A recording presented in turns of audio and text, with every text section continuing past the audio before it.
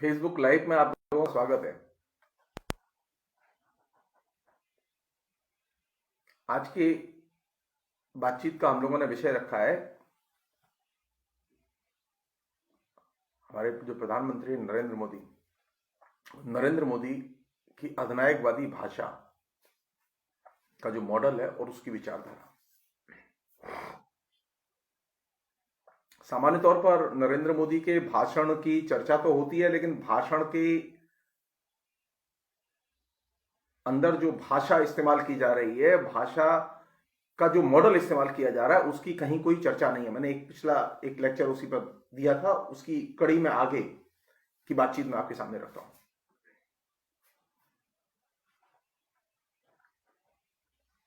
अगर मुझे कहने का मौका दें आप, तो मैं तो यही कहूंगा कि नरेंद्र मोदी को एक तरह से वक्तृता की क्रांति का नायक कह सकते हैं। वाचिक क्रांति पिछले 6 साल में की है उन्होंने। सामाजिक क्रांति नहीं की, धार्मिक क्रांति नहीं की। नरेंद्र मोदी ने कोई हिंदू क्रांति नहीं की, सिर्फ वाचिक क्रांति की है।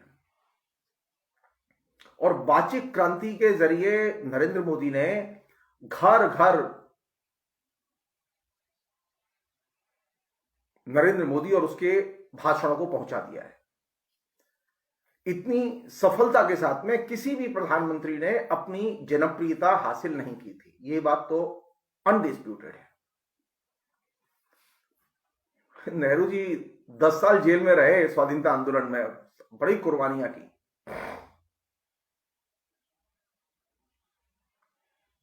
महात्मा गांधी सबसे बड़े नेता थे, लेकिन महात्मा गांधी इतने अनडिस्प्यूटेड जनप्रिय नहीं थे। आप लोगों से पूछिए, नरेंद्र मोदी के भाषण से जिस तरह लोग कन्विंस हैं और जिस तरह लट्टू हैं उस पर, उससे एक बात तो माननी पड़ेगी कि नरेंद्र मोदी ने कम से कम ये जो दौर है विभिन्न किस्म की क्रांतियों का, उसमें वाचिक क्रांति करने का श्रेय निश्चित तौर पर नरेंद्र मोदी को है। और ये जो वाचिक क्रांति है, इस वाचिक क्रांति के अपने तरीके हैं, इस सफलता के अपने तरीके हैं। हम में से अधिकतर लोग नरेंद्र मोदी की इस वाचिक क्रांति के बारे में बात नहीं कर रहे हैं। नरेंद्र मोदी के बारे में बात कर रहे हैं, सरकार के बारे में बात कर रहे हैं, वैक्सीन के बारे में बात कर रहे हैं, किसान आंदोलन के बारे में बात कर रहे हैं, नोटबंदी में बात कर रहे हैं, जीएसटी में बात कर, तमाम चीजों में बात कर रहे हैं। लेकिन नरेंद्र मोदी की वाचिक क्रांति,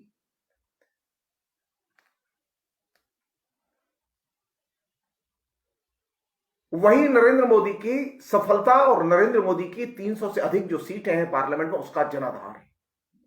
वही वाचिक क्रांति और कुछ नहीं है।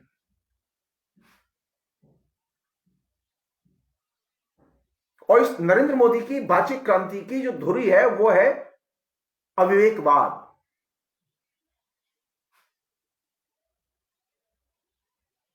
तो नरेंद्र मोदी ने जो सबसे सहज, सुगम, सुलभ, सरल जो भाषा, जो ऐसी कम्युनिकेटिव भाषा पैदा की जो कि सबकी समझ में आती है,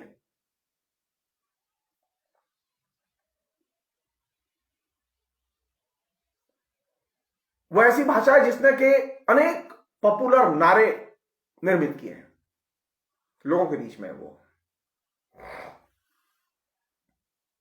और इस वाचिक क्रांति और इसके द्वारा गढ़े गए मुहावरे या राजनीति का सबसे जो महत्वपूर्ण पक्ष है,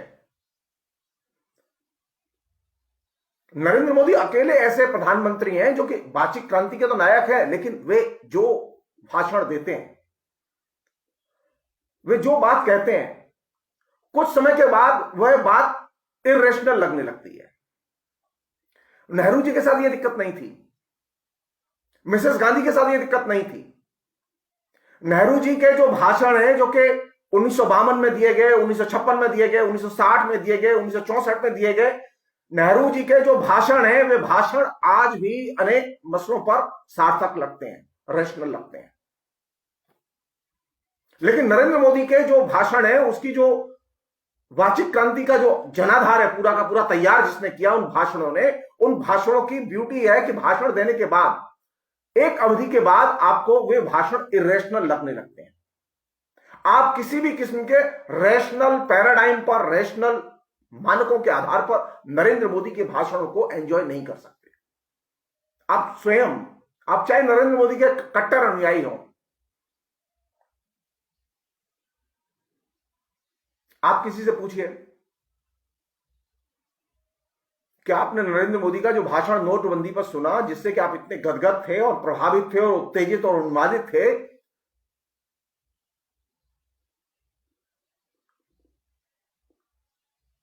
थोड़ी देर के लिए भूल जाइए कि आप उसके वोटर और सपोर्टर हैं। वो भाषण क्या रैशनल था? क्या आप रैशनली उसे आज भी एक्सेप्ट करते हैं? जब लोग कहते हैं ना नरेंद्र मोदी काम कर रहे हैं, तो आप पलट के सवाल सिर्फ इतना कर दिए क्या काम कर रहे हैं, तो जवाब नहीं होता। जो नरेंद्र मोदी के, यही उसकी इरेशनलिटी का सबसे बुनियादी कारण है। नरेंद्र मोदी के भाषण अगर रैशनल है और नरेंद्र मोदी की भाषण कला अगर रैशनलिटी का विकास करती है, तो ये भाषण बाद में भी अच्छे लगने चाहिए। आप लोगों को याद हो कुछ समय पहले, 2 साल से अधिक हो गया इस बात को,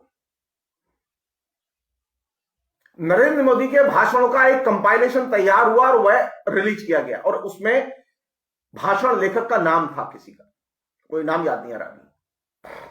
आप इंटरनेट पे जाइए, पता चल जाएगा। जिस व्यक्ति का नाम दिया गया कि यह नरेंद्र मोदी के भाषण लिखता रहा है, उस व्यक्ति ने डिसोन किया कि मैंने कोई नरेंद्र मोदी का भाषण नहीं लिखा।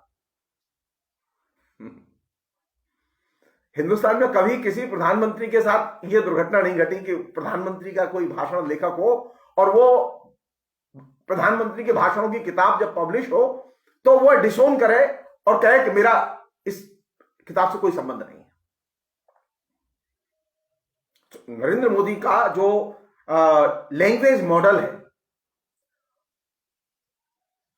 जिसे अधिनायकवादी भाषिक मॉडल कह सकते हैं, इस अधिनायकवादी भाषिक मॉडल ने भाषिक क्रांति तो की है, लेकिन इस भाषिक क्रांति की ब्यूटी है कि ये भाषण देने के बाद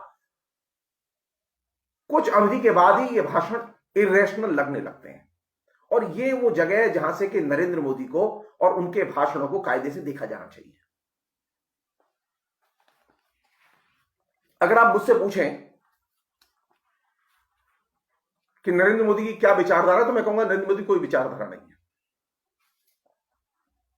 ये बात दूसरी, हम बहुत सारी चीजें लिखते रहते हैं, आरएसएस है, कारपोरेट है, बुर्जुआ है, वगैरह वगैरह, लेकिन एसेंशियली नरेंद्र मोदी के भाषण अगर आप ध्यान से सुने, और नरेंद्र मोदी के सिर्फ भाषण, मैं भी एक्शन पर नहीं आ रहा हूं, भाषण ध्यान से सुने तो नरेंद्र मोदी कोई विचारधारा नहीं है। नरेंद्र मोदी गैस के चूल्हे की बात करते हैं, गैस के कनेक्शन की बात करते हैं, किसानों को 2000 रुपए पहुंचाने की बात करते हैं, वे तमाम किस्म की सब्सिडीज को खत्म करने की।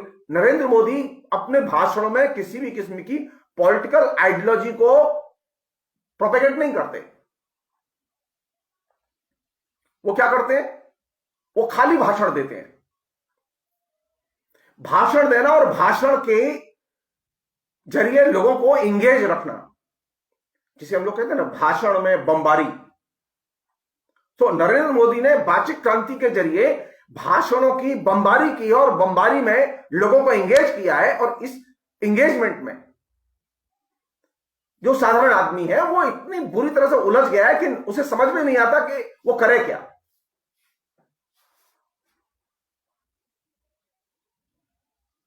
तो नरेंद्र मोदी के भाषणों पर विचार करते समय यह चीज हमेशा जहन में रहनी चाहिए कि नरेंद्र मोदी के भाषण में विचारधारा उस तरह से नहीं होती जिस तरह से पॉलिटिकल लीडर्स की होती है, लेकिन नरेंद्र मोदी के भाषणों में भाषण जरूर होंगे, भाषण कला जरूर दिखाई देगी। और भाषण कला में एक तरह से वह जो एक सरल भाव है, एक कम्युनिकेटिव भाव है, बोधगम्य तरीके से बोलने की जो आदत है वो है उसमें। लेकिन उसकी धुरी क्या है? उसकी धुरी अविवेकवाद है, इरेशनल इरेशनल थिंकिंग है।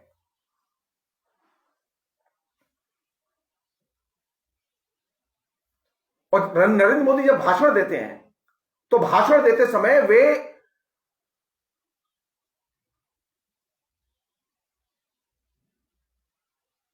विचारधारा के बारे में आप नरेंद्र मोदी के जो भाषण है उसमें डिसएग्री नहीं कर सकते, लेकिन नरेंद्र मोदी के भाषण कभी किसी रैशनल दिमाग को अपील क्यों नहीं करते? आपकी दिमाग की रैशनल फैकल्टी को अपील क्यों नहीं करते?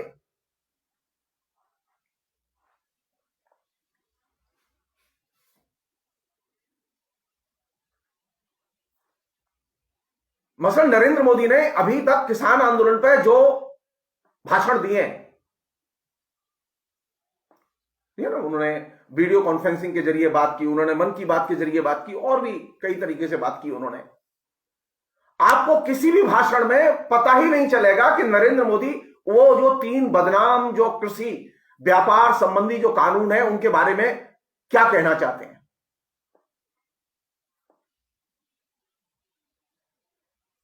कौन इस बात से असहमत होगा किसानों की आमदनी दुगनी होनी चाहिए?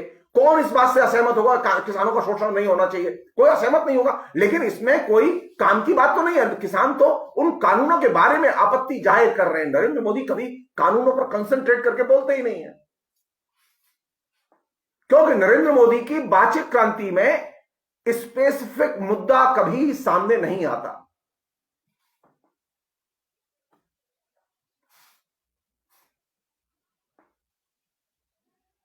तो नरेंद्र मोदी की जो बातचीत क्रांति है वो किस चीज को अपील सबसे ज्यादा करती है? वो उन लोगों को ज्यादा अपील करती है जो कि वक्तृता के लिए, वक्तृता की धारणा में विश्वास करते हैं। बोल रहा है, क्या भाषण दिया है।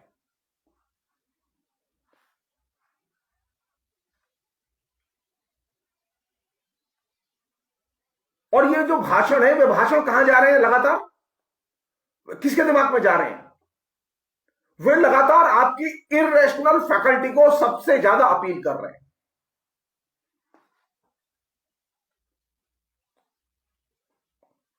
तो नरेंद्र मोदी ने अपनी बातचीत क्रांति के जरिए किस चीज को सबसे ज्यादा पुष्पित और पल्लवित किया हिंदुस्तान में पिछले 6 साल में? एक शब्द है, अविवेकवाद, अविवेकवाद और अविवेकवाद। Irrational thinking, irrational behaviour, irrational politics और इरेशनल एडमिनिस्ट्रेटिव पॉलिटिकल एक्ट।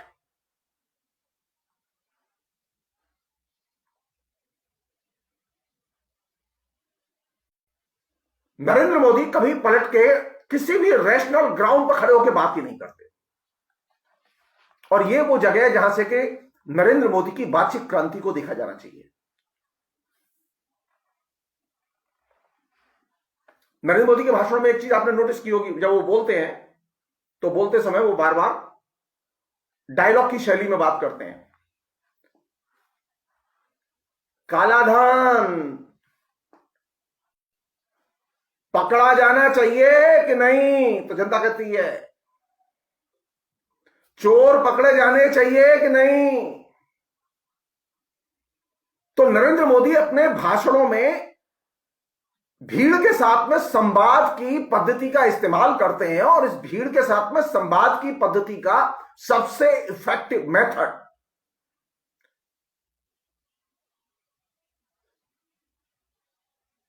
अगर किसी ने पूरी हिस्ट्री में सबसे इफेक्टिवली जिसने उसका इस्तेमाल किया वह था मुसोलिनी। अब अच्छा, नरेंद्र मोदी की अब देखा दूसरे लोग भी नकल करने लगे हैं।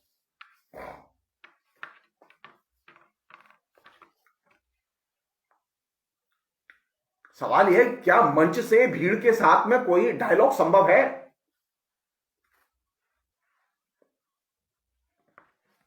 लेकिन नरेंद्र मोदी ने पिछले 6 साल में लगातार जो मंच से भाषण दिए उसमें भीड़ के साथ में संवाद की शैली विकसित की, और इस संवाद की शैली में वे तर्क, ज्ञान, डाटा, प्रॉब्लम उनके समाधान वो अपने तरीके से वो पेश करते रहे, जो उनका तरीका है। और उसमें सबसे इंपॉर्टेंट चीज कौन सी है? इंपॉर्टेंट चीज है भावुकता और उन्माद। नरेंद्र मोदी कोई भी भाषण बिना उन्माद और भावुकता के नहीं दे सकते। तो नरेंद्र मोदी की जो वाचिक क्रांति है, उस वाचिक क्रांति का जो कोर है, नरेंद्र मोदी की जो भाषा है, उसका जो प्रेरक तत्व है, वह उसकी अंतर्वस्तु नहीं है।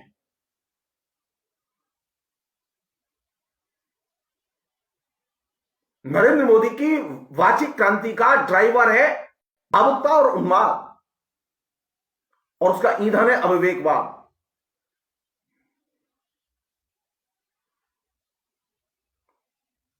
और जब वो बोलते हैं तो उनका मानना यह है कि वे जो बोल रहे हैं और जो लोग सुन रहे हैं वे उनसे सहमत हैं। नरेंद्र मोदी बोलते समय जिस भाषा को सेलेक्ट करते हैं वो सहमति की भाषा है। जैसा कि मैंने आपसे कहा कि किसी की भी यह आपत्ति नहीं हो सकती कि काला धन पकड़ा जाना चाहिए कि नहीं पकड़ा जाना चाहिए। दर्शक कहेंगे क्या पकड़ा जाना चाहिए? चोर पकड़े जाने चाहिए कि नहीं पकड़े जाने चाहिए? लोग कहेंगे पकड़े जाने चाहिए। कौन आपत्ति करेगा इसमें? तो जब आप इस तरह की भाषा का इस्तेमाल करेंगे जो कि सहमति की भाषा है, इस तरह के फ्रेज का इस्तेमाल करेंगे जो सहमति के फ्रेज हैं, तो सहमति की भाषा का इस्तेमाल कौन लोग करते हैं? सहमति की भाषा का सबसे अधिक इस्तेमाल कहां किया गया? सहमति की भाषा का सबसे अधिक इस्तेमाल धर्म में होता है, धर्म की भाषा में होता है। कैसे करते हैं लोग? आते हैं ना, लोग दर्शन करने आते हैं मेरे मंदिर पे, बोलते हैं भगवती भगवान के सामने भी राजा धराज, गरीबों का भी भला करना, सबका भला करना, मेरा भी भला करना। ये जो सहमति की भाषा है, ये सहमति की भाषा, ये धर्म की भाषा है। और नरेंद्र मोदी बड़ी चालाकी से राजनीति कम्युनिकेशन में धर्म की, सहमति की धारणाओं का इस्तेमाल करते हैं।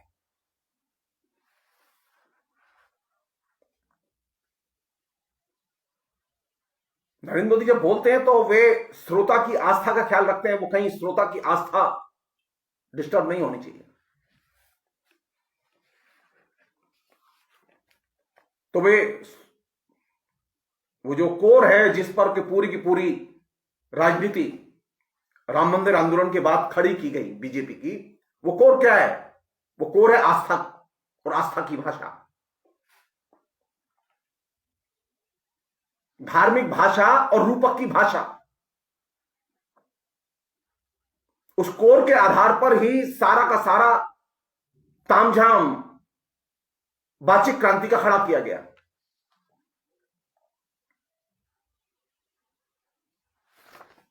दूसरी चीज जो इसमें विकसित हुई वो ये कि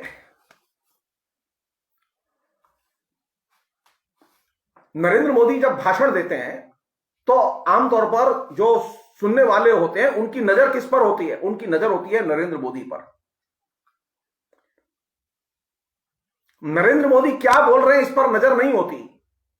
नरेंद्र मोदी की भाषण की अंतर्वस्तु क्या है, कंटेंट क्या है, इस पर नजर नहीं होती। नजर होती है इस बात पर कि नरेंद्र मोदी किस तरह की भाषा बोल रहे हैं।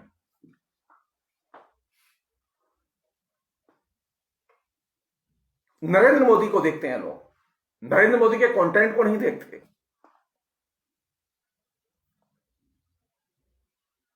वे ये चीज नहीं देखते कि नरेंद्र मोदी जो बोल रहे हैं उनमें जो तथ्य हैं वे सही हैं या गलत हैं। चाहे वो इतिहास की बात लें, चाहे वो राजनीति की बात लें, चाहे वो जीवन की बात लें, चाहे वो बाजार की बात लें, चाहे वो किसानों से संबंधित समस्या की बात लें, पाठक की नजर नरेंद्र मोदी के भाषण में, नरेंद्र मोदी के द्वारा बोले गए कंटेंट पर नहीं होती, बल्कि नरेंद्र मोदी पर नजर होती है। दर्शक कभी भी, जो श्रोता है उनके, वो कभी भी नरेंद्र मोदी जो भाषण बोल रहे हैं उसमें जो तथ्य हैं, उन तथ्यों के बीच में क्या रिलेशन है के साथ में, उस पर कभी कोई नजर नहीं होती। तो नरेंद्र मोदी को सुनते समय लोग नरेंद्र मोदी के जो भाषण है उसके कंटेंट पर ध्यान नहीं देते, वो नरेंद्र मोदी पर ध्यान दे। नरेंद्र मोदी बोल रहे हैं, क्या बोल रहे हैं नरेंद्र मोदी? बहुत अच्छा बोले। अरे क्या बोले? 5 मिनट समझाओ, कोई समझाने के लिए तैयार नहीं होता, क्योंकि किसी ने भी भाषण को उसके अंतर वस्तु के आधार पर न तो सुना और न समझा। तो वे लोग जो नरेंद्र मोदी को एक बहुत ही बेहतरीन भाषणकर्ता मानते रहे और बोलते रहे और लिखते रहे, उसमें हिंदी के लेखक भी शामिल हैं, उसमें उदय प्रकाश जैसे लोग भी शामिल हैं, उनमें बहुत सारे विपक्ष के नेता भी शामिल हैं, जो गर्व से कहते रहे कि नरेंद्र मोदी बहुत अच्छा भाषण देते हैं। मुझसे अगर पूछे, मैंने कई बार लिखा भी है, मैं आज ऑन द रिकॉर्ड आपसे शेयर करना चाहता हूं, नरेंद्र मोदी सबसे घटिया भाषण देते हैं, और वो सिर्फ मुसोलिनी की तरह भाषण देते हैं, क्योंकि उनके भाषण में कोई कंटेंट नहीं होता, और जो कंटेंट होता है उसका वास्तविकता से कोई संबंध नहीं होता। तो नरेंद्र मोदी के भाषण को कभी भी श्रोता उसके कंटेंट के आधार पर नहीं देखते, वो वक्ता को देखते हैं, खाली वक्ता बोल रहा है। और ये जो वक्ता का केंद्र में रहना और उसकी वक्तृता का केंद्र में रहना और उसके कंटेंट का गायब हो जाना, ये सबसे बड़ी दुर्घटना है। आप याद कीजिए, कोई भी व्यक्ति जो नरेंद्र मोदी का परम भक्त हो, उससे कहो कि तुम नरेंद्र मोदी के किसी भी भाषण की 2 बात हमें अच्छे से बता दो, कोई भाषण याद हो तो बता दो। नरेंद्र मोदी ने पिछले साल, यानी जब से लॉकडाउन वाला ईयर जो पूरा 2020 जो गया है, 365 दिन में 2 से 30 दिन भाषण दिए हैं, 2 से 30 दिन।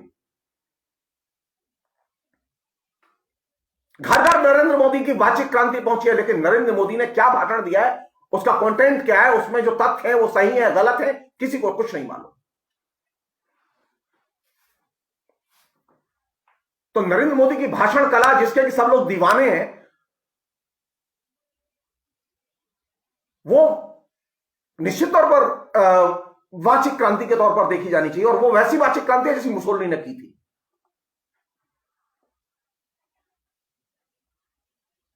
हमारे यहां चूंकि पठन पाठन की पद्धति इतनी बोगस हो गई है, और बड़े बड़े जो मठाधीश हैं एकेडमिक्स के और लिटरेचर के, उन्होंने पढ़ना छोड़ दिया है, वो मुग्ध हैं। हिंदी के प्रोफेसर ने रिवोल्यूशनरी स्पीच के तौर पर देखा उनको,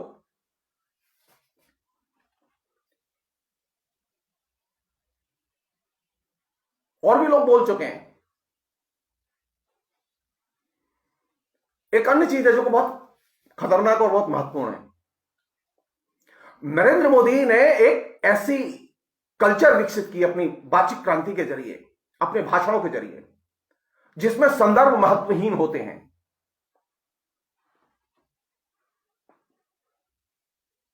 और ये एक पैटर्न सभी भाषणों में है, कोई भाषण आप उठाइए उनका, वे हर चीज को अपने व्यक्तित्व, अपनी ड्रेस और उसके व्यक्तित्व के इर्द गिर्द का जो आभा मंडल जो उनकी पीआर एजेंसी और विज्ञापन एजेंसियों ने विकसित किया है, उससे वो ढके रहते हैं।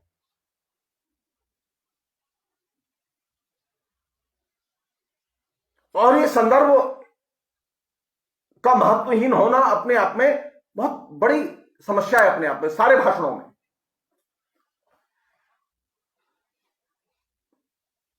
और जब संदर्भ महत्वहीन होगा तो श्रोता को क्या लगता है, नेता का भाषण सुनना जरूरी है, तो नेता का भाषण सुनता है। नरेंद्र मोदी को सबसे ज्यादा लोग सुनते हैं, ये सच है। इतनी जो है लाइफ टाइम डायरेक्ट प्रसारण के समय ऑडियंस किसी नेता के पास नहीं होती जो नरेंद्र मोदी के पास होती है। क्यों? क्योंकि वहां सबसे जो इंपॉर्टेंट चीज है, जिसको कि श्रोता पसंद करता है, श्रोता की आदत बना दी है। इसलिए अब आप नरेंद्र मोदी के जो भक्त हैं, उसमें शिक्षित अशिक्षित दोनों ही किस्म के लोग हैं, उनसे आप कोई भी डिस्कशन नहीं कर सकते जो कि किसी संदर्भ को लेकर हो। कोई डिस्कशन नहीं हो सकता। नरेंद्र मोदी ने कह दिया, फाइनल है। नरेंद्र मोदी आज भाषण देंगे, वह सुनना जरूरी है। नरेंद्र मोदी के भाषण की एक अच्छी बात है कि उसमें बुद्धिजीवियों जैसी जटिलता नहीं होती, सिंपल लैंग्वेज होती है और बहुत ही कॉमन सेंस की भाषा के आधार पर नरेंद्र मोदी पूरा का पूरा अपने भाषण का ताना बाना बुनते हैं। और यह भाषण निश्चित तौर पर लोगों को इंगेज तो करता है, लेकिन इसमें कंटेंट महत्वपूर्ण नहीं होता। आप नरेंद्र मोदी के सांप्रदायिक सद्भाव पर या धर्मनिरपेक्षता पर या लोकतंत्र पर दिए गए ऐसे 4 भाषण उठा लीजिए कोई। नरेंद्र मोदी ने कोई भाषण कंटेंट की दृष्टि से महत्वपूर्ण दिया ही नहीं जिसे कि हम लोग समझ सकें। तो नरेंद्र मोदी पर बात करते समय, उनकी भाषण कला पर बात करते समय, उनके भाषा के जो अधिनायकवादी मॉडल है उस पर बात करते समय यह चीज ध्यान रहे कि नरेंद्र मोदी में भाषिक क्रांति पैदा करने की क्षमता तो है। उसने लोगों को भाषण का अभ्यस्त तो बनाया है, लेकिन जो भाषण है उनमें महत्वपूर्ण संदर्भ नहीं है, जो भाषण है उसमें महत्वपूर्ण कंटेंट नहीं है। तो एक नए किस्म की कल्चर भाषण कला में विकसित हुई है जिसमें कि संदर्भ महत्वपूर्ण नहीं है और अंतर्वस्तु भी महत्वपूर्ण नहीं है। नेहरू जी के भाषण उठाइए आप, मोरारजी देसाई के भाषण उठाइए आप इंदिरा गांधी के भाषण उठाइए आप, और दूसरे नेताओं के भाषण उठाइए, उसमें संदर्भ और कंटेंट महत्वपूर्ण होता है।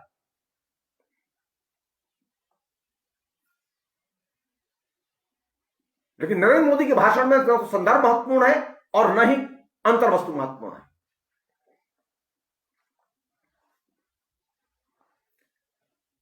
एक अन्य चीज है जो कि नरेंद्र मोदी ने विकसित की है, जो कि बहुत ही शानदार चीज है।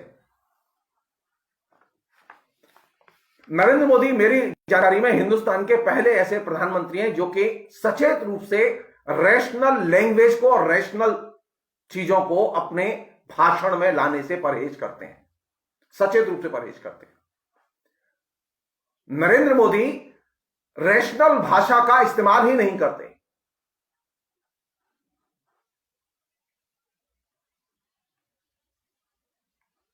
पूछा जाना चाहिए, क्या रैशनल भाषा का इस्तेमाल किए बिना भाषा को समृद्ध किया जा सकता है? क्या रैशनल भाषा का इस्तेमाल किए बिना राजनीति को समृद्ध किया जा सकता है? क्या रैशनल भाषा का इस्तेमाल किए बिना रैशनल फैकल्टी को समृद्ध किया जा सकता है? नहीं। तो नरेंद्र मोदी के भाषणों का जो सबसे बड़ा जो जिसे कहेंगे एक बहुत महत्वपूर्ण पहलू है वो ये कि वे रैशनल लैंग्वेज का इस्तेमाल ही नहीं करते। ये कैसे संभव है कि आप अलीगढ़ यूनिवर्सिटी में जब भाषण देने जाएंगे तब तो आपको याद आएगा अलीगढ़ मुस्लिम विश्वविद्यालय का काम कैसा है और नाम कैसा है, लेकिन जो ही आप अलीगढ़ मुस्लिम यूनिवर्सिटी के बाहर निकलेंगे आप ठीक खटोला वहीं बिछेगा।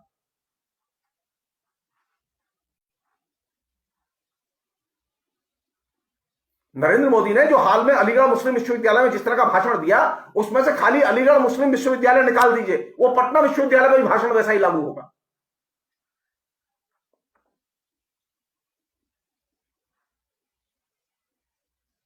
तो जो एक नई समस्या जो सामने आती है वो ये कि नरेंद्र मोदी अपनी भाषिक संरचना का चयन करते समय रैशनल भाषा का चयन नहीं करते।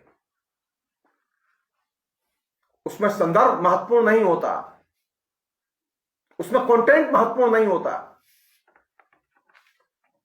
अब आप पूछिए अलीगढ़ मुस्लिम विश्वविद्यालय के लोगों से कि नरेंद्र मोदी जो भाषण देंगे उसमें कंटेंट वाइज उन्होंने अलीगढ़ मुस्लिम विश्वविद्यालय के बारे में क्या कहा? जीरो।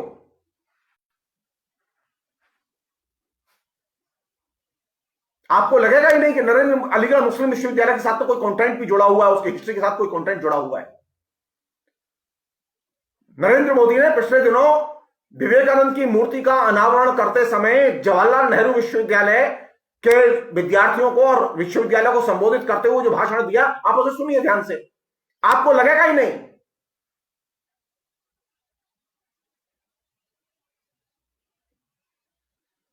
नरेंद्र मोदी जिस भाषा का इस्तेमाल कर रहे हैं वो भाषा वह भाषा है जो कि इरेशनल भाषा है, संदर्भहीन भाषा है, जिसमें कोई कंटेंट नहीं है।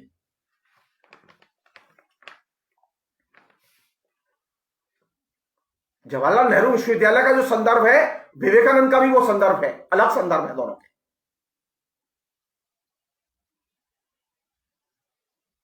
जवाहरलाल नेहरू विश्वविद्यालय की स्थापना क्यों की गई? विवेकानंद की विचारधारा के प्रचार के लिए? जी नहीं, जवाहरलाल नेहरू विश्वविद्यालय की स्थापना की गई बहुलतावादी विचारधाराओं के प्रचार और प्रसार के लिए। लेकिन नरेंद्र मोदी के भाषण से लगा कि अब एक काम बाकी है, वो विवेकानंद के रास्ते पर पहुंचाना। जैसा कि मैंने आपसे कहा कि नरेंद्र मोदी बोलते तो हैं, वाचिक क्रांति में तो वो एकदम एक्सपर्ट हैं, लेकिन उनकी भाषण कला में, उनके भाषा की स्क्रिप्ट में न तो रैशनल भाषा होती है, न अंतर्वस्तु महत्वपूर्ण होती है, न संदर्भ महत्वपूर्ण होता है। कैसे संभव है ये? एक आदमी लगातार हर ऑल्टरनेट डे पर एक भाषण दे रहा है। संदर्भहीन भाषा, अंतर्वस्तुहीन भाषा, एक ऐसी भाषा जो कि इरेशनल फैकल्टी को सबसे ज्यादा अपील करती है, उसको उसने एक डेली खाद्य बना दिया है। एक अन्य चीज, नरेंद्र मोदी कभी भी अपनी भाषण में उन पदबंधों का इस्तेमाल नहीं करते जिससे कि आपको यथार्थ को समझने में मदद मिले। अरे देश विकास कर रहा है मान लेते हैं, लेकिन देश विकास कर रहा है तो बताओ कि गरीबी घटी या बढ़ी? देश विकास कर रहा है, देश एकदम ऊपर जा रहा है, सारी दुनिया नीचे जा रही है। बेरोजगारी घटी या बढ़ी? वास्तविकता क्या है जीवन की? देश विकास कर रहा है मान लेते हैं, लेकिन बताओ कि छोटे कारखाने बंद हुए, खुले या बंद हुए? बड़े कारखाने खुले या बंद हुए? पिछले 6 साल में कितने कारखाने खुले और बंद हुए? नरेंद्र मोदी किसी भी किस्म के तथ्य और सत्य से, किसी भी किस्म के यथार्थ से कम्युनिकेट ही नहीं करते। नरेंद्र मोदी की भाषण कला में जिस भाषा का इस्तेमाल होता है, उस भाषा में यथार्थ की भाषा, ऐसे पदबंध उनका वो सचेत रूप से उपयोग नहीं करते जिससे यथार्थ को समझने में मदद मिले।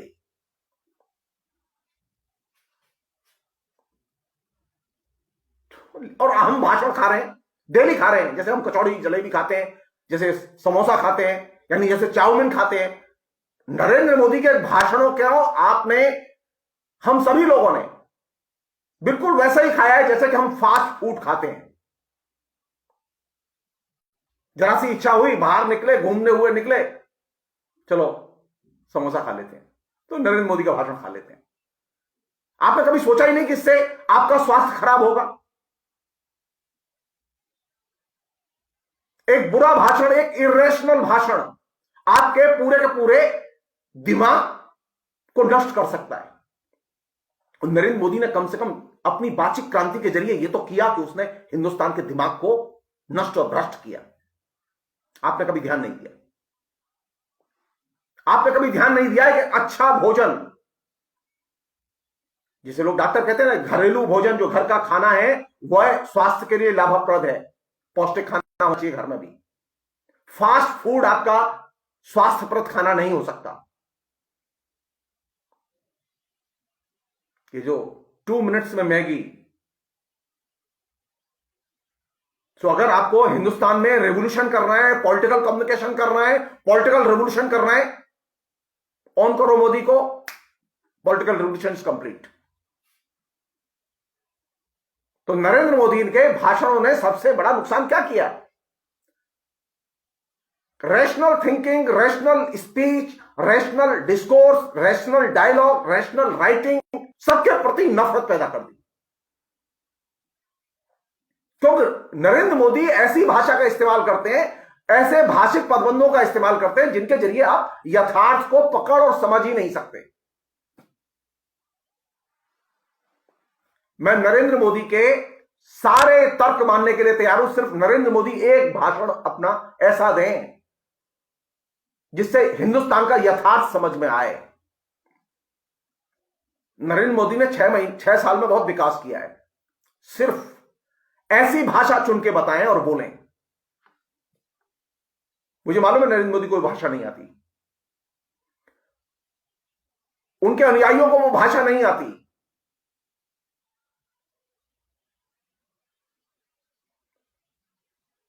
नरेंद्र मोदी ने एक कल्ट फिगर की तौर पर अपने को और अपनी हैबिट को डेवलप किया है, और इस पूरे के पूरे उसमें जिसका कि उसने अभ्यस्त बनाया, हम लोगों को परेशानी होती है फेसबुक पर लिखते समय, कम्युनिकेट करते समय एक दूसरे से। क्यों? नरेंद्र मोदी के भक्त और नरेंद्र मोदी के जो प्रचारक हैं वे रैशनल भाषा में बात ही नहीं करते।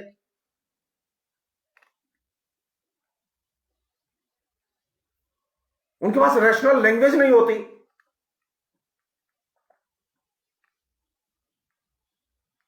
सिर्फ इसके है कि सरकार ठीक कर रही है। ये कोई तर्क, ये कोई अपने आप में भाषा हुई? अरे सरकार ठीक कर रही है तो बताओ ना क्या ठीक कर रही है।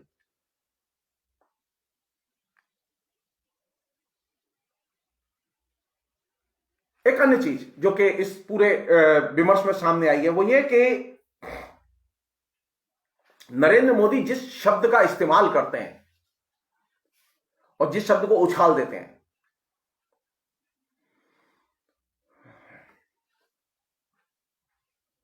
उस शब्द को उसके अर्थ से वंचित कर देते हैं।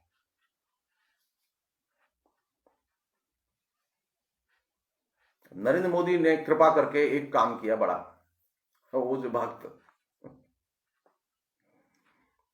ना, मोदी भक्त, जो मोदी भक्त को कैसा कलंकित किया गया, और भक्त का जो कंटेंट था, भक्त की जो मीनिंग था, वो मीनिंग गायब हो चुका है भक्त से। अब भक्त का मतलब ये होता है कि जिसके पास में विवेक नहीं है। भारत में ये परंपरा नहीं थी भक्तों की, विवेकहीन भक्त नहीं थे। भक्ति आंदोलन की पूरी परंपरा भक्तों की रही है जो कि बहुत विवेकवान रहे हैं, रैशनल रहे हैं। लेकिन नरेंद्र मोदी ने तो एक काम किया ये कि नरेंद्र मोदी जिस शब्द का इस्तेमाल करते हैं उसके अर्थ से उसे वंचित कर देते हैं।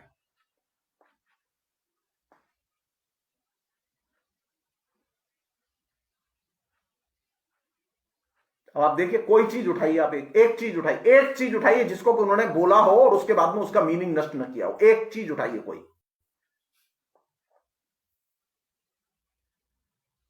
उन्होंने बैंकिंग सिस्टम को हाथ लगाया, बैंकिंग के सिस्टम में जिस तरह की भाषा बोली उसने पूरे के पूरे बैंकिंग सिस्टम की लैंग्वेज को नष्ट कर दिया और बैंकिंग सिस्टम को नष्ट कर दिया। नरेंद्र मोदी ने विकास शब्द का जिस तरह से इस्तेमाल किया, उसने विकास का मीनिंग ही खत्म कर दिया। तो नरेंद्र मोदी को सबसे बड़ा श्रेय, उसकी भाषिक क्रांति को श्रेय यह जाता है कि वे जिस भाषिक पदबंध का इस्तेमाल करते हैं उसके अर्थ से उसे वंचित कर देते हैं।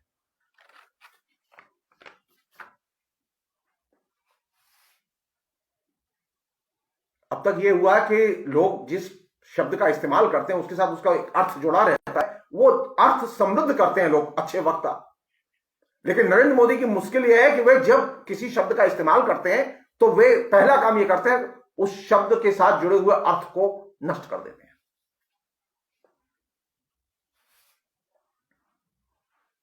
मेरा बनारस, अब जाइए बनारस के साथ जुड़ी हुई जो तमाम किस्म की हिस्टोरिसिटी थी, मंदिर थे, गलियां थी, पुराने भवन थे, बिल्डिंगें थी, सब ध्वस्त।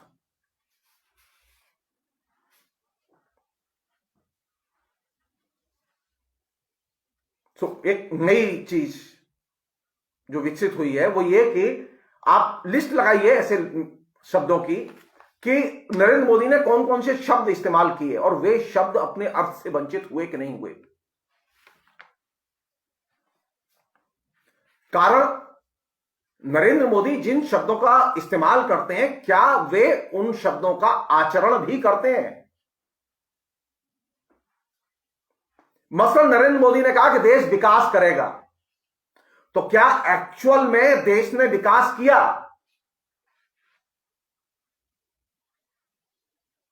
बेरोजगारी घटनी चाहिए, गरीबी घटनी चाहिए। ये कोरोना के पहले की बता रहा हूं, कोरोना तो एक बहाना है, कोरोना में कुछ नहीं हुआ ऐसा जिसकी वजह से परेशानी हो। सारी दवाइयां मेरे मेरे फेसबुक पर ये सारे डॉक्यूमेंट्स रिकॉर्ड्स अवेलेबल हैं, कोई भी व्यक्ति देख सकता है। कोरोना के आने के पहले हिंदुस्तान बेरोजगारी में सर्वोच्च शिखर पर पहुंच चुका था नरेंद्र मोदी के विकास के बावजूद। जब आप कहते हैं कि देश विकास कर रहा है तो वह चीज आचरण में दिखाई देनी चाहिए। आचरण में दिखाई दे रहा है कि लोगों के अंदर बेकारी बढ़ी है, आचरण में दिखाई दे रहा है कि लोगों के अंदर गरीबी बढ़ी है। तो विकास शब्द का जो मीनिंग है वो मीनिंग विकास शब्द से एकदम अलग हो गया। इसलिए हम लोग बार बार कहते हैं और लिखते भी हैं कि नरेंद्र मोदी जिस भाषा का इस्तेमाल करते हैं उसके अर्थ से उसे वंचित कर देते हैं, क्योंकि वह उनके आचरण की भाषा नहीं है। भाजपा के लोग लगातार नरेंद्र मोदी, जैसा कि मैं पहली एक स्पीच में मैं कह चुका हूं कि नरेंद्र मोदी ने जो सबसे खतरनाक चीज पैदा किया वो ये सारे लोग अब एक ही भाषा बोलते हैं, नरेंद्र मोदी की भाषा, और कोई दूसरी भाषा नहीं बोलते। और ये जो चीज है ये अपने आप में बहुत ही पीड़ादायक है कि एक वाचिक क्रांति तो हुई, उस वाचिक क्रांति ने सैकड़ों शब्दों को उनके अर्थ से वंचित कर दिया। देश समृद्ध होगा कि नहीं होगा हम नहीं जानते, लेकिन भाषा तो दरिद्र हुई। विकास का मतलब बेरोजगारी नहीं है और विकास का मतलब गरीबी का बढ़ना नहीं है। एक छोटा सा प्रश्न पूछ रहा हूं मैं आपसे, आपके जरिए नरेंद्र मोदी से पूछ रहा हूं,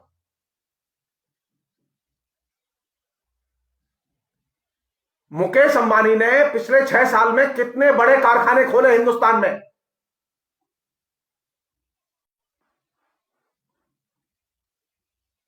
कोई नया कारखाना खोला जिसमें कि 10,000, 15,000, 20,000 लोगों को नई नौकरी मिली?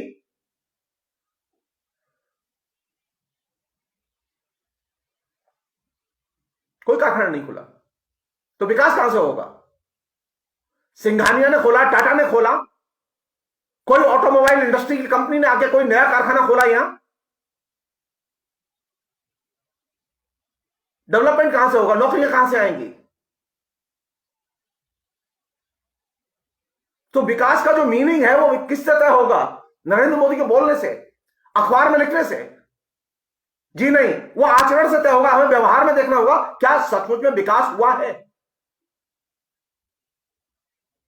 तो नरेंद्र मोदी की भाषा पर विचार करते समय, उनकी भाषण कला पर विचार करते समय, वो जो उन्होंने वाचिक क्रांति पैदा किया उस पर विचार करते समय हम इस चीज का ध्यान रखें कि उन्होंने जिन शब्दों का इस्तेमाल किया, जिन पदबंधों का इस्तेमाल किया, उन पदबंधों को उनके अर्थ से उन्होंने वंचित कर दिया। वही बहुत खतरनाक काम किया।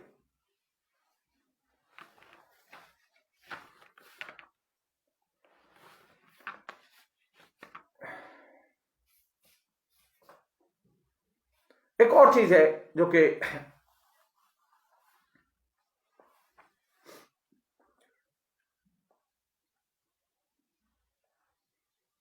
नरेंद्र मोदी ने एक ऐसी लैंग्वेज विकसित की है जिसका कोई ऑल्टरनेटिव, ये जो कहते हैं ना लोग नरेंद्र मोदी का विकल्प ले आओ, अरे नरेंद्र मोदी के विकल्प तो है, लेकिन समस्या वहां नहीं है। समस्या यह है कि नरेंद्र मोदी जो भाषा बोलते हैं, जिस भाषा का लोगों को अभ्यस्त बना दिया गया है, उस भाषा ने एक ऐसी स्थिति पैदा की है लोगों के दिमाग में कि लोगों को लगता है कि नरेंद्र मोदी की भाषा का कोई विकल्प नहीं है। तो जिसे अविवेकपूर्ण भाषा को सुनने की आदत पड़ जाती है, नरेंद्र मोदी ने किस चीज का चस्का लगाया? इरेशनल लैंग्वेज को सुनने का चस्का लगाया। अब वो एक एडिक्शन बन चुका है, वो हमारे अब आदत में अंदर जा चुका है। बहुत दिन तक डिस्टर्ब करेगी ये चीज। नरेंद्र मोदी रहे या जाएं, लेकिन इरेशनल लैंग्वेज और उसके बहुत सारे तत्व तो हमारे जीवन में उतार दिए गए हैं, आसानी से नहीं जाएंगे।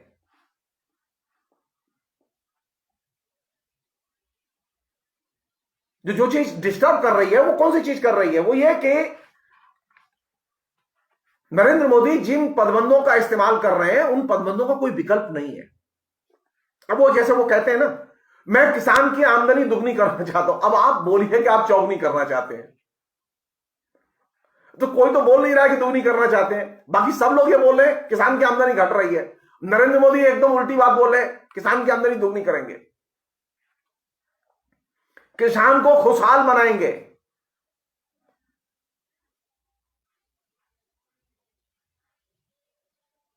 तो जबकि इसका वास्तविकता से कोई संबंध नहीं है। किसान की वर्तमान बदहाली से नरेंद्र मोदी के भाषण का कोई संबंध नहीं है। वो खुशहाल करेंगे।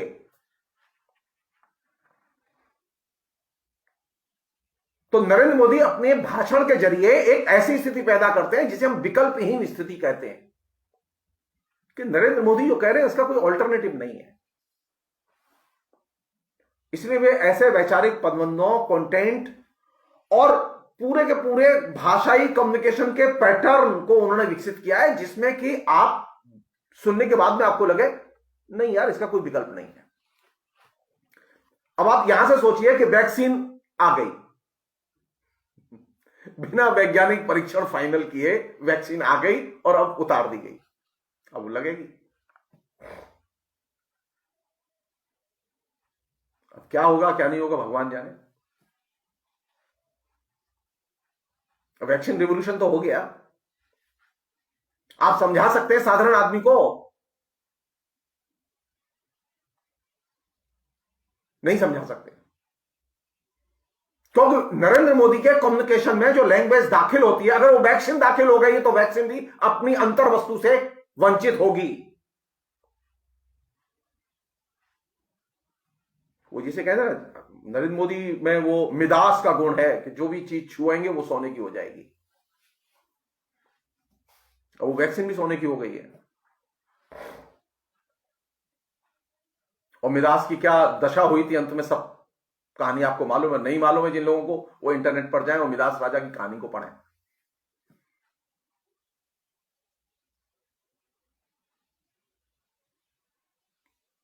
ऐसी भाषा लोगों के जहन में उतारो जो कि विकल्पहीनता पैदा करे। कोई सवाल नहीं कर रहा है इस पर, और जिन लोगों ने सवाल किए उन लोगों को एकदम अपराधी के कटघरे में खड़ा कर दिया गया।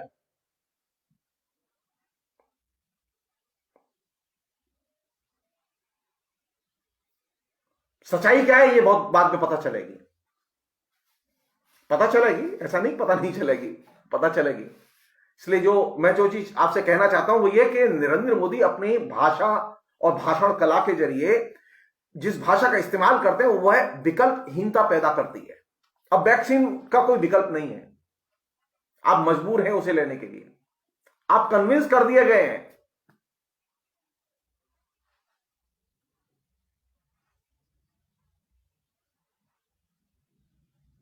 जैसे आपको कन्विंस कर दिया गया कि आप खाली घंटा घड़ियाल बजाइए, कोरोना भाग जाएगा। आप मजबूर थे, आपने घंटा घड़ियाल बजाए, आप कन्विंस हैं, उसका कोई ऑल्टरनेटिव नहीं है। जो नरेंद्र मोदी बोल देंगे वो उसकी ब्यूटी है, उस वाचिक क्रांति की ब्यूटी है कि वहां जो चीज बोली जाती है वो विकल्पहीन पैराडाइम में दाखिल करती है आपको।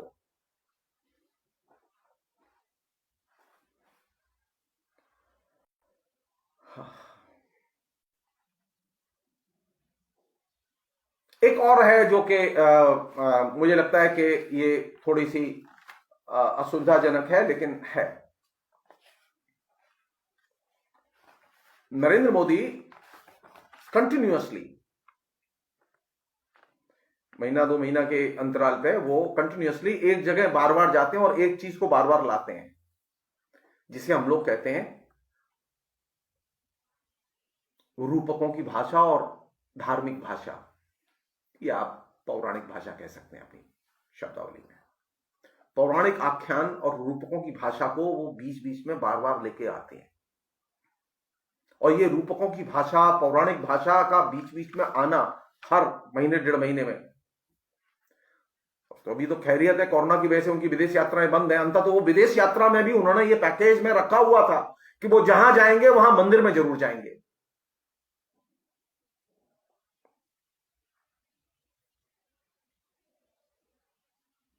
तो नरेंद्र मोदी की भाषण कला में जिसने कि सबसे अधिक इसको जनप्रिय बनाया और जिस चीज का इन्होंने सबसे ज्यादा इस्तेमाल किया, वो कौन सा है? वो किसी पौराणिक आख्यान को, किसी ईश्वरीय शक्ति को। अब वो नेपाल जाएंगे, पशुपतिनाथ जाएंगे, वहां वो दान करके आएंगे बड़ी मोटी सी रकम।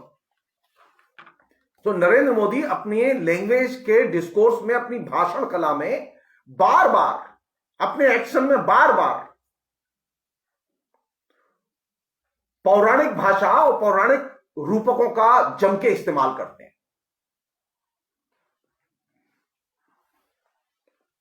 और ये जो पौराणिक भाषा और ये जो धार्मिक प्रतीकों की भाषा है जिसका वो इस्तेमाल कर, राम जन्मभूमि शिलान्यास को लेकर तो जो उनका भाषण है वो तो क्लासिक भाषण है, आइडियल भाषण है। वो कैसे मेटाफर को, कैसे रूपकों को और रूपकों से जुड़ी हुई भाषा को वे राजनीतिक तौर पर इस्तेमाल कर सकते हैं और कर रहे हैं, इसका वो क्लासिक एग्जाम्पल है। यहां तक कि वो अमेरिका गए तो वहां पर भी मंदिर खोज रहे हैं, वो विलायत जहां जा रहे हैं वहां मंदिर खोज रहे हैं, चर्च में नहीं गए। हाँ, वो मस्जिद में गए, वो मिडिल ईस्ट में जाते समय मस्जिद में गए।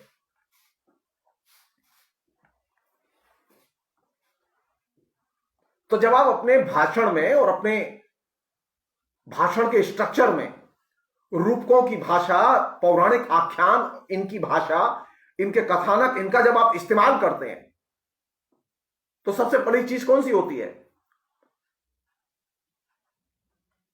आप जब राम मंदिर को बताते समय और उसका शिलान्यास करते समय जब आप राम की पूरी कथानक बताएंगे और उसकी हिस्टोरिसिटी बताएंगे, जैसा कि उन्होंने किया, तो वे पूरे के पूरे राम का ताना माना और उससे जुड़ी हुई लैंग्वेज को पूरी को उन्होंने विकसित किया उसमें।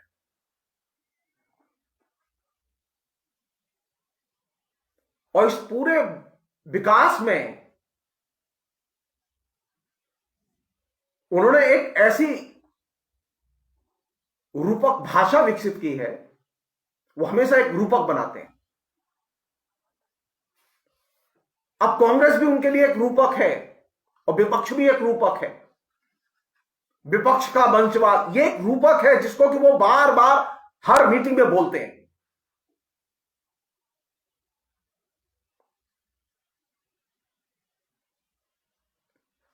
जब किसी वक्ता की भाषण कला में, भाषा में रूपक की भाषा दाखिल होती है और वह रूपक की भाषा का इस्तेमाल करने लगता है, उसके फ्रेज का इस्तेमाल करने लगता है, तो फिर वो स्वतंत्रता का निषेध करने लगता है।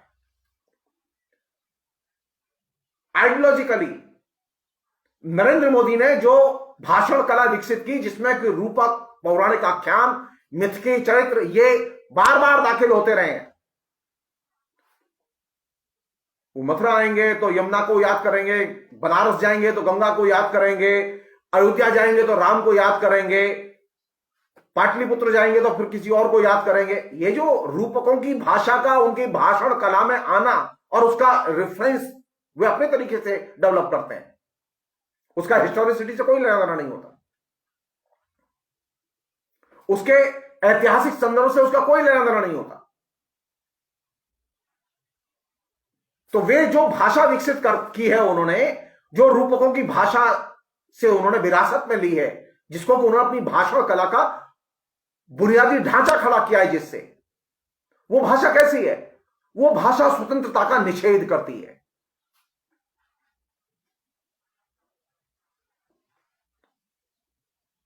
वह किसी भी किस्म की स्वतंत्रता को एक्सेप्ट नहीं करती, किसी भी किस्म के अदर व्यूज को एक्सेप्ट नहीं करती।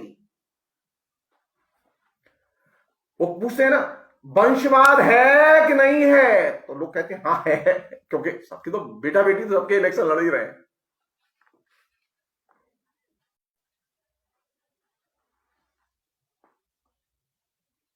रूपक, अब वंशवाद भी एक रूपक है, कांग्रेस भी एक रूपक है, और ये जो रूपकों की भाषा, ये भाषा ली है राम के आख्यान के रूपक से। रूपक की भाषा धार्मिक और पौराणिक रूपकों की भाषा से ली गई है। उसका जो पूरा पूरा स्ट्रक्चर, उसकी ब्यूटी क्या है? जब आप रूपकों की भाषा में बोलते हैं तो उसकी ब्यूटी है वह स्वतंत्रता को एक्सेप्ट नहीं करती, वह श्रोता को बांधती है। श्रोता एकदम मुग्ध होता है कि क्या बात कही है नरेंद्र मोदी ने। वो एक तरह से गुलाम बनाती है श्रोता को। रूपक की बात, अब कौन कहेगा कि रामचंद्र जी जो है वो उनकी भाषा में और रामचंद्र जी के बारे में नहीं बोला जाना चाहिए? कौन विरोध करेगा इसका? रूपक की भाषा गुलाम मानसिकता तैयार करती है, और यही वजह कि नरेंद्र मोदी ने पिछले 6 साल में जितने भाषण दिए, उसने सबसे जो खराब काम किया वो क्या किया? उसने बंद दिमाग की कल्चर को पैदा किया। साधारण लोगों को उसने गुलाम मानसिकता में बांधने की कोशिश की, और ये वे लोग हैं जो किसी भी किस्म के विवेकवादी तर्क को सुनने के लिए तैयार नहीं है। आप नरेंद्र मोदी के अनुयायियों को कोई लॉजिक की बात पर सहमत नहीं कर सकते।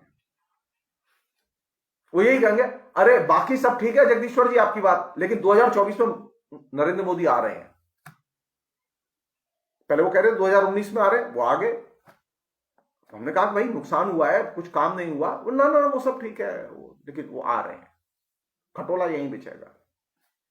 रूपक की भाषा गुलाम की भाषा है, वह किसी भी किस्म के रैशनल लॉजिकल डिस्कोर्स में दाखिल ही नहीं होती।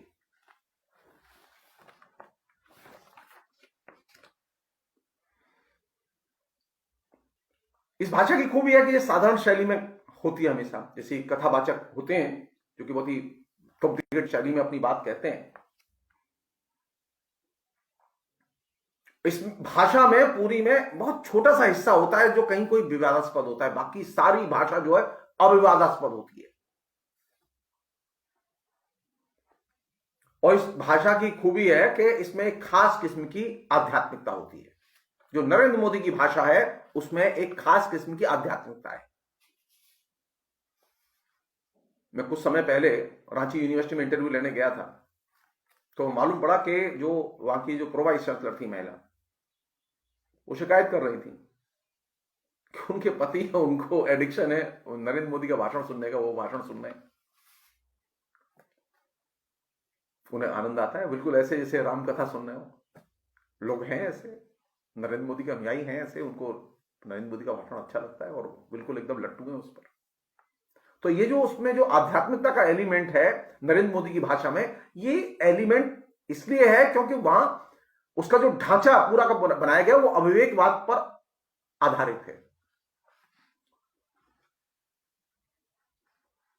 अब मैं दो एक और चीजें हैं जो कि बहुत ही संक्षेप में आपके सामने शेयर कर रहा हूं।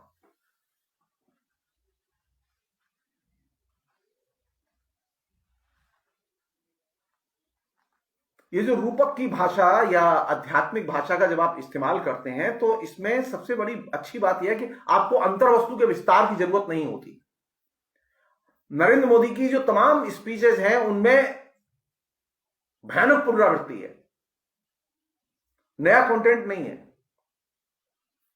बहुत कम स्पीच है जिसमें कोई नई अंतर्वस्तु है, पुनरावृत्ति ज्यादा है। तो रूपक की भाषा की सबसे बड़ी जो मुश्किल है वो क्या है कि वह अंतर्वस्तु का विस्तार नहीं होने देती।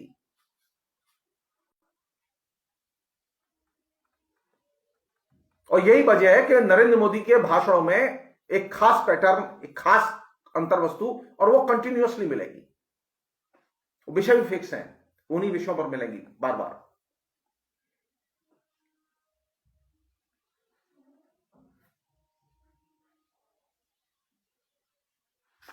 और जब आप एक सीमित अर्थ में भाषा को, सीमित अर्थ में अपने भाषण को आप रिपीटेडली पेश करते हैं, तो जो लोग आपको सुनते हैं उन लोगों के अंदर एक खास किस्म की कट्टरता, एक खास किस्म का आग्रह आप विकसित करते हैं। नरेंद्र मोदी ने इंटरेस्टिंग ढंग से अपने पूरे के पूरे पैटर्न को डेवलप किया है। नरेंद्र मोदी मार्क्सवादियों की आलोचना करते हैं, नरेंद्र मोदी सोशलिस्टों की आलोचना करते हैं, नरेंद्र मोदी जो है लिबरल कांग्रेस की आलोचना करते हैं, नरेंद्र मोदी मायावती की आलोचना। नरेंद्र मोदी ने कोई ऐसी विचारधारा नहीं है जिसकी की आलोचना न की हो।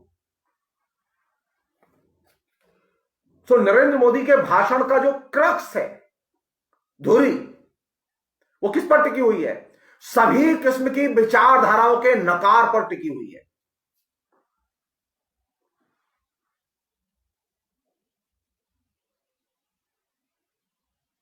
नरेंद्र मोदी किसी विचारधारा को, जो प्रचलित विचारधाराएं हैं उनमें से किसी को भी एक्सेप्ट नहीं करते, वो सबको रिजेक्ट करते हैं। तो नरेंद्र मोदी के जो भाषण है, उन भाषणों का जो मर्म है वो कहां से निर्मित हो रहा है? वो नकार से निर्मित हो रहा है, विचारधाराओं के नकार से निर्मित हो रहा है। और यही वजह कि वे किसी भी किस्म की विचारधारा को नहीं मानते, और जो किसी भी किस्म की विचारधारा को नहीं मानते वही तो मोदीमय है।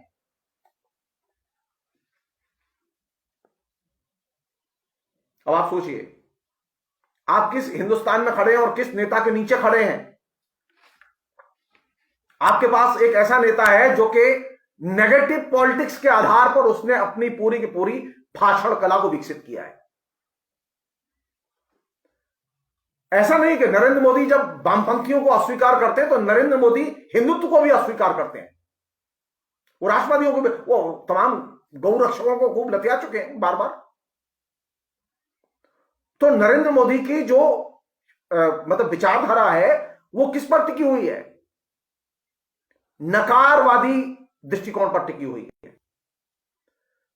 सभी किस्म की विचारधाराओं को अस्वीकार करो, रिजेक्ट करो। मैं सही, तुम गलत।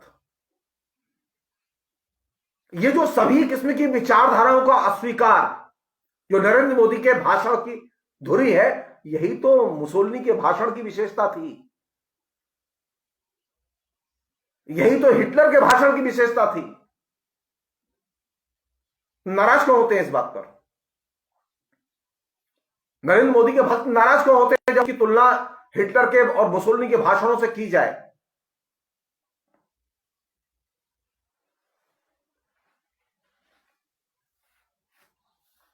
ऊपर से लगेगा आपको कि ये आरएसएस के प्रतिनिधि हैं, लेकिन नरेंद्र मोदी तो आरएसएस की कभी हिमायत नहीं करते पब्लिकली। बहुत सारे ऐसे उन्होंने स्टेटमेंट दिए जो आरएसएस के लोगों के खिलाफ जाते हैं।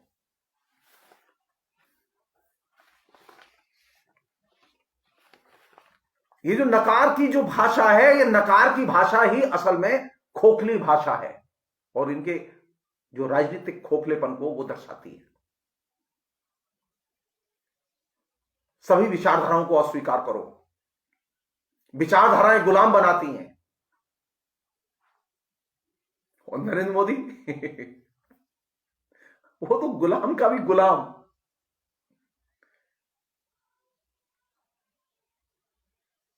आपके पास एक दृष्टिकोण तो होता है, लेकिन नरेंद्र मोदी ने जो भाषा विकसित की है वो नकारवाद की भाषा है, और ये नकारवाद की भाषा सभी विचारधाराओं को अस्वीकार करते हुए अपना विकास करती है और कम्युनिकेट करती है।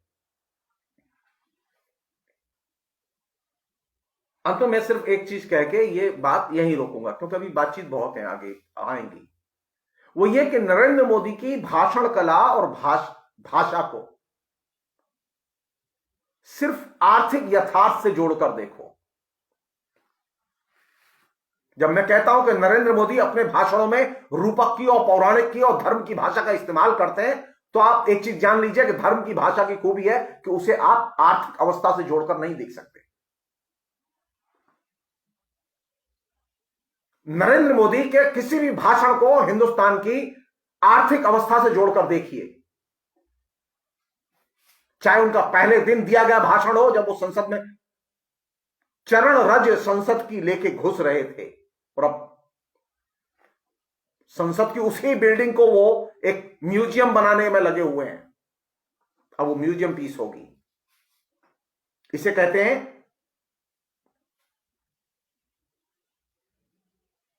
भाषण और यथार्थ के बीच में एकदम अंतर्विरोध, कथनी कुछ और करनी कुछ।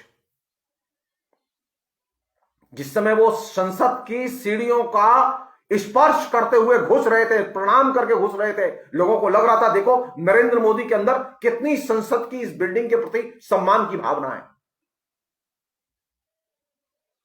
6 साल नहीं गए, वो सम्मान की भावना एकदम कूड़े के ढेर पर फेंक दी गई है कि अब वो बिल्डिंग बेकार है, नरेंद्र मोदी की बैठने लायक नहीं है।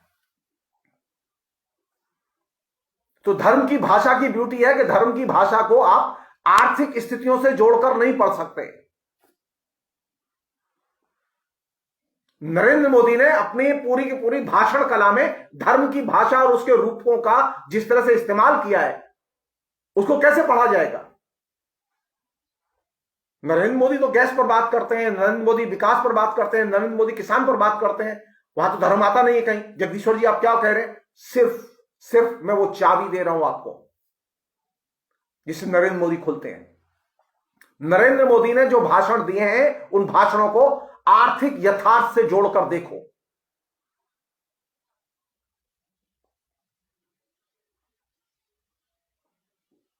जिस तरह धर्म की भाषा आर्थिक यथार्थ से उसका मेल नहीं है, उसी तरह से नरेंद्र मोदी की भाषा का भी हिंदुस्तान के आर्थिक यथार्थ से मेल नहीं है।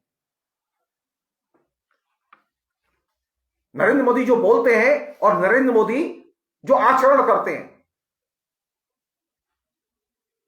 उसमें बहुत बड़ा अंतराल है, उसमें कोई मेल नहीं है। नरेंद्र मोदी ने जो राजनीतिक शब्दावली जो अपने भाषण कला में विकसित की है, उस राजनीतिक शब्दावली का जो क्रक्स है वो ये कि वहां जो भाषा है वो भाषा यथार्थ से मेल नहीं खाती, और वहां तर्क पर जोर नहीं है, तथ्य पर जोर नहीं है, सत्य पर जोर नहीं है। नरेंद्र मोदी के भाषण में जोर है किस पर? आस्था पर। मेरे प्रति आस्थावान रहो, मैं जो कर रहा हूं ठीक कर रहा हूं, बाकी सब ठीक होगा।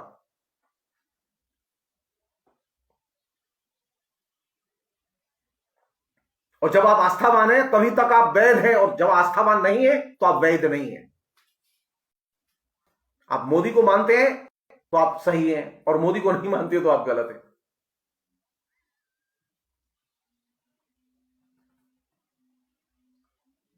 और अगर आप मोदी का विरोध करते हैं, बागी होते हैं, तो फिर मोदी के लिए पास में अनेक तरीके हैं आपको डील करने के। राष्ट्रद्रोह, झूठे कानून, झूठे मुकदमे, फाइन, तमाम चीजें हैं। तो नरेंद्र मोदी आपको किसी भी तरह से इस सिस्टम में और अपने लैंग्वेज के जो पूरा का पूरा परिदृश्य उन्होंने विकसित किया उसमें आपको बागी नहीं होने देते।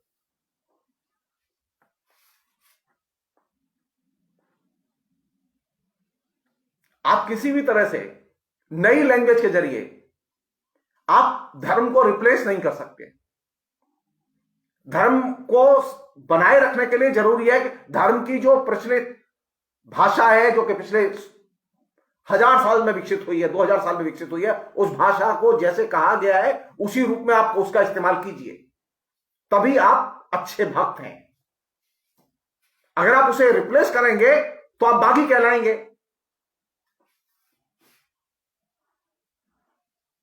तो मोदी के भक्त कहलाने के लिए कौन सी चीज जरूरी है? मोदी की भाषा का अनुकरण करो।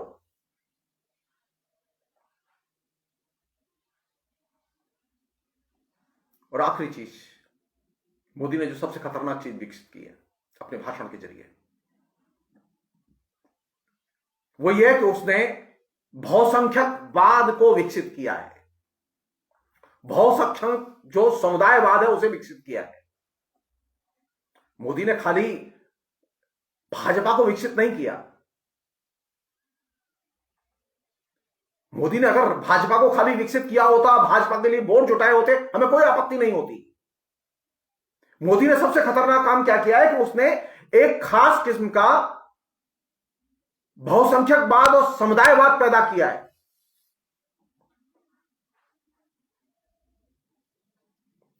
एक तरफ जातियों के समूहों को अलग अलग रूपों में एकत्रित किया जा रहा है। चमार अपने संगठन बनाए, कोली अपने संगठन बनाए, मछुआरे अपने संगठन बनाए, ब्राह्मण अपने संगठन बनाए, अहीर अपने संगठन बनाए। तमाम जातियों के समुदायों के संगठन कुकुर मुत्ते की तरह पूरे देश में उगाए हैं, हजारों संगठन उगाए। और इन सारे संगठनों को, जो कि अलग अलग मोती के तौर पर दिखाई देते हैं, ये सारे संगठन बहुसंख्यकवादी राजनीति से गहरे गुंथे हुए हैं और जुड़े हुए हैं। तो मोदी ने अपनी जो लैंग्वेज है, उस लैंग्वेज के जरिए जो समुदाय पैदा किया, जो मानसिकता पैदा की, जो विचारधारा पैदा की, वो कौन सी विचारधारा पैदा की? बहुसंख्यकवाद की विचारधारा पैदा की।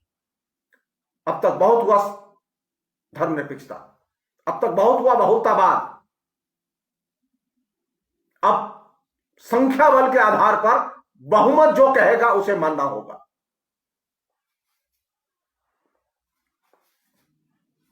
अगर 100 लोग कह रहे हैं कि चंद्रमा की आंखें नहीं है, तो अब आप मानिए चंद्रमा की आंखें नहीं है।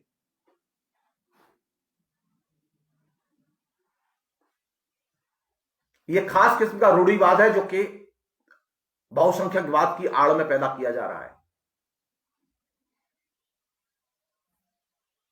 मोदी जो कहें वो सही, बाकी सब गलत। बहुसंख्यकवादी राजनीति ने धर्म के आधार पर बड़े पैमाने पर ध्रुवीकरण को हवा दी है। तुम अपने धर्म में जाओ, हम अपने धर्म में जाएं। तुम मुसलमान हो तो मुसलमान धर्म में जाओ, इस्लाम में जाओ, इस्लाम को गोलबंद करो, मुसलमानों को गोलबंद करो। तुम ईसाई हो तो ईसाइयों को गोलबंद करो, हिंदू हिंदुओं को गोलबंद करेंगे। तो ये जो खास किस्म का जो बहुसंख्यकवाद है, इसने समुदायवाद को हवा दी है।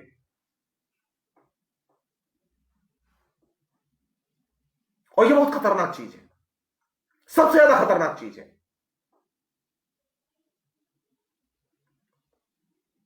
बहुसंख्यकवाद का लोकतंत्र से, संविधान से सीधे बैर है, अंतर्विरोध है। लोकतंत्र का मतलब है कि हम असहमत का भी सम्मान करेंगे, हम असहमत से भी मानेंगे कि बात मान सकते हैं। लेकिन नरेंद्र मोदी के यहां तो असहमत की बात मानना तो असंभव है। नरेंद्र मोदी के भक्तों में कोई असहमत हो और वो अपनी बात मनवा ले, यह एकदम असंभव है।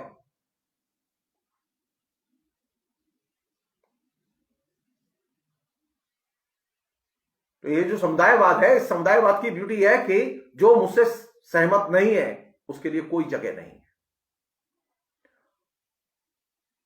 नरेंद्र मोदी ऐसे किसी भी व्यक्ति की ऐसी किसी भी मांग को उन्होंने पिछले 6 साल में एक्सेप्ट नहीं किया जो उनके दृष्टिकोण से के अनुरूप नहीं थी। एक भी मांग एक्सेप्ट नहीं की। डेमोक्रेसी में यह बार बार हुआ है, हर राज्य में हुआ है, केंद्र में हुआ है कि अनेक बार वे मांगे एक्सेप्ट की गई हैं जिनको कि सरकार या सरकारी दल नहीं मानता था, जो सरकारी दल के दृष्टिकोण का हिस्सा नहीं थी।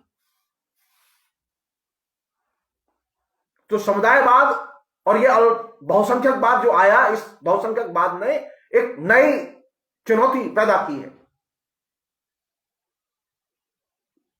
अब सिर्फ वही लीगल है जो सरकारी है, जो सरकारी नहीं है, जिसको कि नरेंद्र मोदी ने एक्सेप्ट नहीं किया है, वह सब इलीगल है। अब आप सोचिए, जो नोटोरियस लोग हैं, एकदम बदनाम लोग हैं, जिनके हिस्ट्री सीटर हैं, जिन्होंने दंगे कराए, जिन्होंने कत्ल की, जो कि जिनके खून रंगे, हाथ से खून रंगे हुए हैं, वो सब अब नरेंद्र मोदी के साथ है। क्यों? क्योंकि नरेंद्र मोदी के साथ जाने का मतलब पवित्र होना। वो मिरास है, तो नई एक लैंग्वेज ऐसी पैदा की राजनीति में, एक ऐसा दृष्टिकोण पैदा किया कि अब मेरे साथ जो आ जाएगा वो सब सोने के हो जाएंगे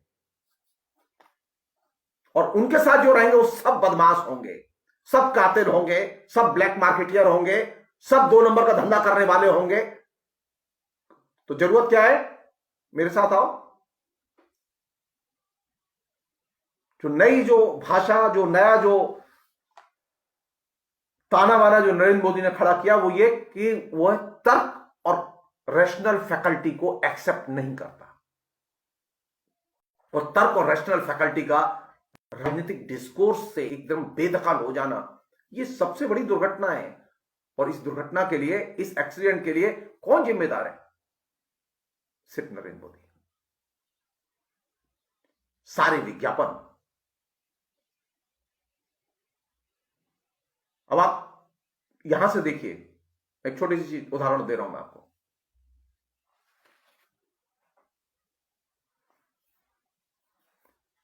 अभी हाल में आसाम की गवर्नमेंट ने किया ना, उसने सरकारी मदरसे और सरकारी संस्कृत स्कूल बंद कर दिए। तो संस्कृत स्कूल तो उन्होंने संस्कृत यूनिवर्सिटी के तहत जोड़ दिए, लेकिन मदरसे उठा दिए। अब इनसे पूछो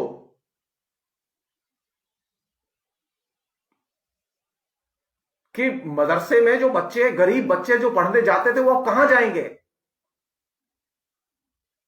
वो हिंदुस्तान के नागरिक नहीं है। उन्हें सिर्फ इसलिए वंचित कर दिया जाएगा क्योंकि वो मुसलमान हैं, वो उर्दू पढ़ते हैं। सरकार इसीलिए वो स्कूल उठा देगी। कोई बात नहीं कर रहा इस पर, कोई बात नहीं कर रहा इस बात पर कि क्यों आपने संस्कृत स्कूल, जो संस्कृत स्कूल सरकारी मदद से चल रहे थे, वो संस्कृत स्कूल आपने डिजॉल्व कर दिए। आसाम के लोगों के लिए अब ये हिंदुत्व का कारण नहीं है कि संस्कृत स्कूल तो बचे रहेंगे, वहां से खाली देखने के लिए सरकारी मदरसे और सरकारी संस्कृत स्कूल दोनों हटा दिए, लेकिन संस्कृत स्कूल तो आपने संस्कृत यूनिवर्सिटी से जोड़ दिए। और मदरसे कहां जाए? मदरसे को भी आपने किसी यूनिवर्सिटी से जोड़ने की कोशिश की, क्यों नहीं की? मदरसों की शिक्षा को भी आप किसी विश्वविद्यालय से जोड़ सकते थे। क्या दिक्कत है कि चलो मदरसों की शिक्षा जो है हिंदुस्तान में अलीगढ़ मुस्लिम यूनिवर्सिटी के हवाले रहेगी, जामिया के हवाले रहेगी, सेंट्रल यूनिवर्सिटी है।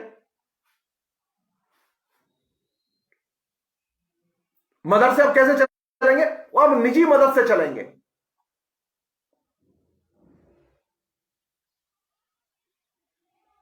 राजनीति में बहुसंख्यकवाद इस तरह से धीरे धीरे धीरे करके पैर पसार रहा है। ये जितने भी पॉलिटिकल एक्शन लिए जा रहे हैं, कहां लिए जा रहे हैं? नए नागरिकता कानून वाला एक्शन लिया गया, वो किस लिए लिया गया? वो भी बहुसंख्यकवाद की दृष्टि से। अब वो लैंग्वेज वाले मसले को भी उठाया जा रहा है उसी लिए।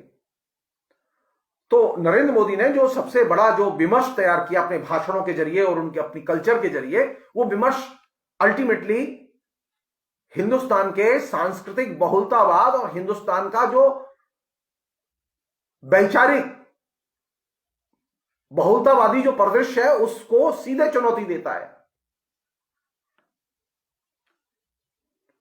और नरेंद्र मोदी के भाषण जिस चीज की मांग करते हैं, जिसकी की सबसे बड़ी खपत है, वो क्या है? आखिरी बात ये कह के मैं खत्म कर रहा हूं, वो है विचारधाराहीनता।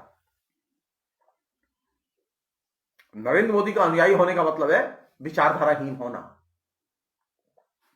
हम तो किसी विचारधारा को नहीं मानते। क्यों? नरेंद्र मोदी किसी की विचारधारा को नहीं मानते। अरे विचारधारा के बिना तो देश बना ही नहीं। वो सोशलिस्ट हैं, कम्युनिस्ट हैं, लिबरल हैं, नेशनलिस्ट हैं, ये तमाम किस्म की विचारधाराएं हैं और रहेंगी।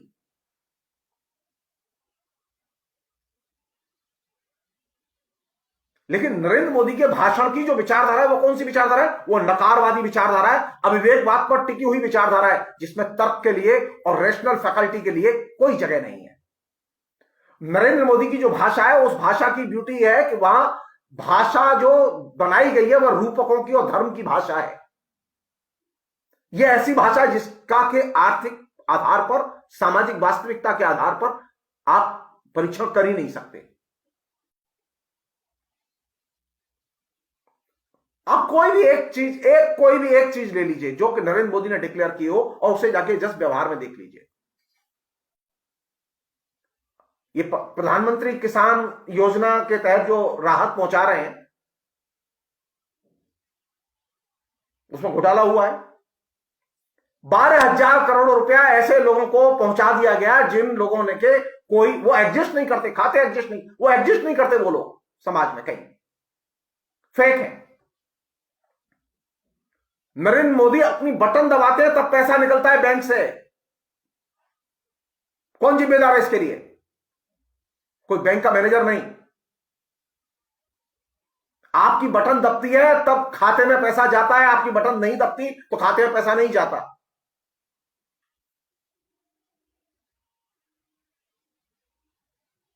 कोई एक योजना, मैं फिर कह रहा हूं, रिपीट कर रहा हूं, धर्म की भाषा को यथार्थ में परख नहीं सकते।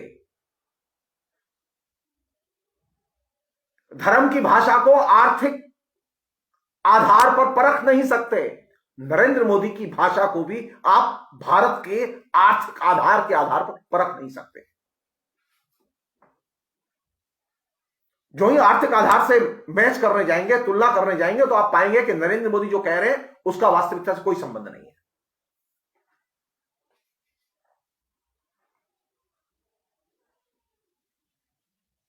इसलिए यह चीज समझने की है कि नरेंद्र मोदी ने जो भाषाई गेम शुरू किया है वो गेम अभी जवानी पर है। अभी इस गेम को उतरना बाकी है। वो कब उतरेगा? ये उतरेगा ये जितना यथार्थ का प्रेशर क्रिएट होगा। ये किसान आंदोलन जो है वो क्या है? वो यथार्थ है, वो वास्तविकता है। और नरेंद्र मोदी क्या है? फिक्शन है, वो एक रूपक कथा है। नरेंद्र मोदी वास्तविकता नहीं है हिंदुस्तान की।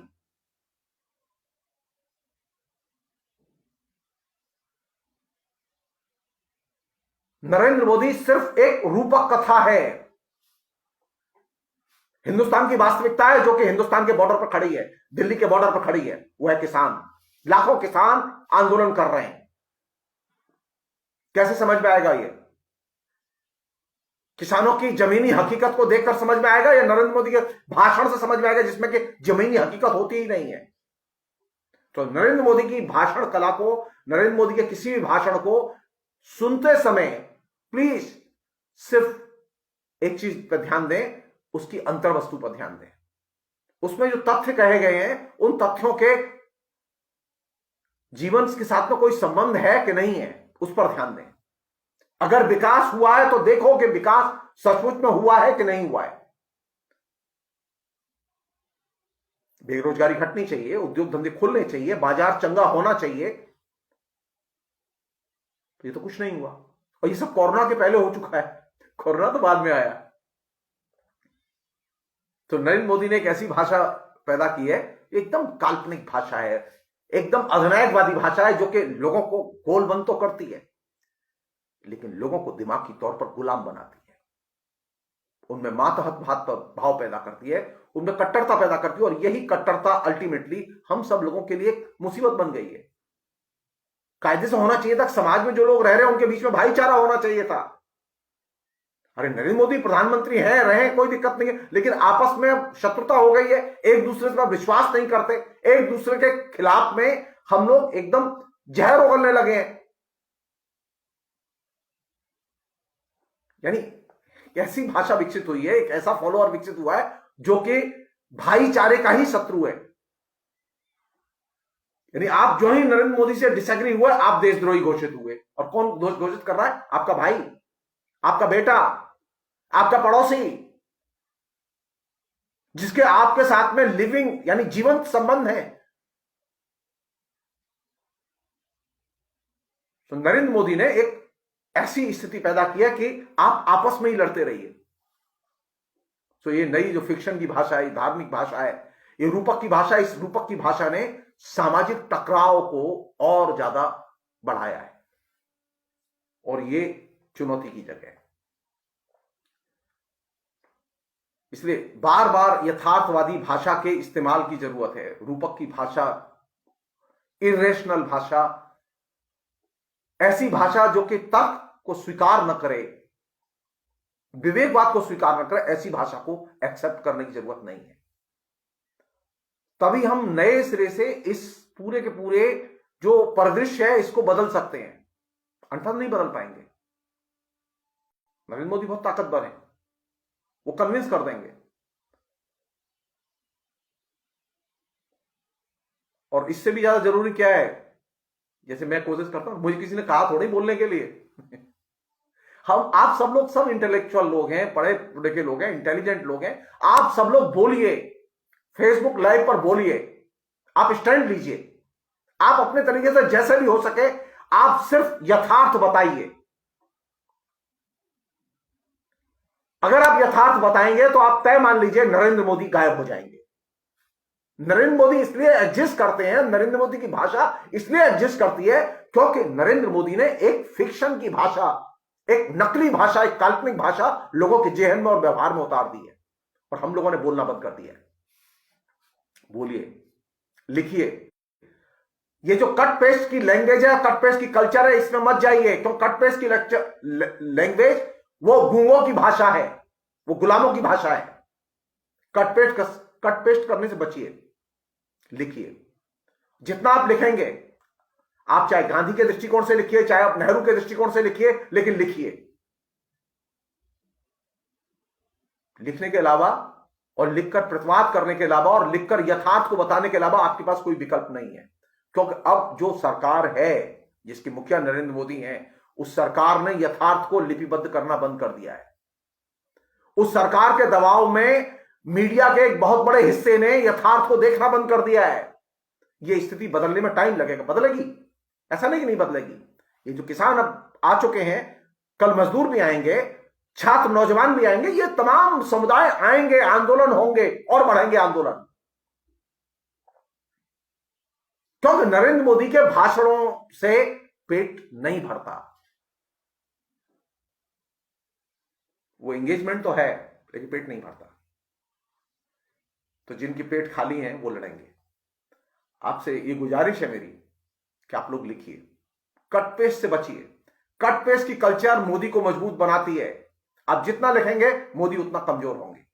आप अपने आसपास के यथार्थ के बारे में जो कुछ जानते हैं लिखिए, उसे लिपिबद्ध कीजिए, और वही आपकी ताकत है। वहीं से ये जो फिक्शनल लैंग्वेज है, जो काल्पनिक भाषा है नरेंद्र मोदी की, वो अपदस्थ होगी।